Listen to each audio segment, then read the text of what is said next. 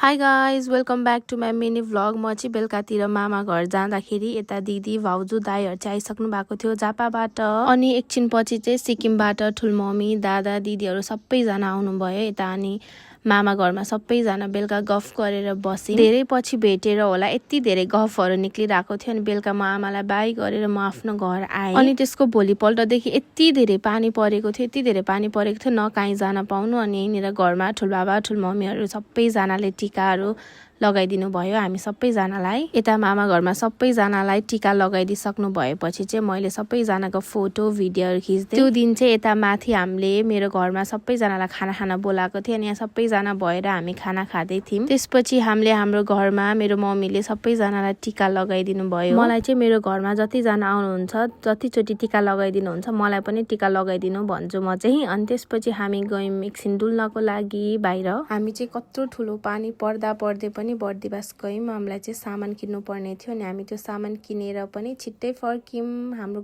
घर पुग्दा चाहिँ बेलुकै भइसकेको थियो। अनि यहाँ दिपक दादाले चाहिँ पुरा काम गर्दै ओइसिन्थ्यो। अनि एकछिन रेस्ट गरेर अनि फेरि तास खेल्न थाल्यौँ किनभने दसैँ हो नि त। त्यसको भोलिपल्ट चाहिँ यता मलाई दिदीहरूले टिका लगाउनको लागि बोलाउनु भएको थियो। अनि म त्यहाँ गएँ। दसैँको दिन चाहिँ मैले सबै दिन नै टिका लगाएँ होला। अनि मैले यहाँ मेरो बहिनीको छोरालाई पनि टिका लगाइदिएँ यसरी। अनि बेलुका चाहिँ मेरो आन्टी पनि आउनु भएको थियो सर्लाहीबाट। एकछिन हामी यहाँ आन्टीहरूसँग गयौँ गुम्बा घुम्नको लागि। त्यसपछि म र मेरो बहिनी चटपटे खान गयौँ। बेलुका चाहिँ यति राम्रो सनसेट भइरहेको थियो। अनि त्यसपछि हामी एकछिन माथि नै बसेर सनसेटलाई इन्जोय गऱ्यौँ। Thank you guys for watching my video. By.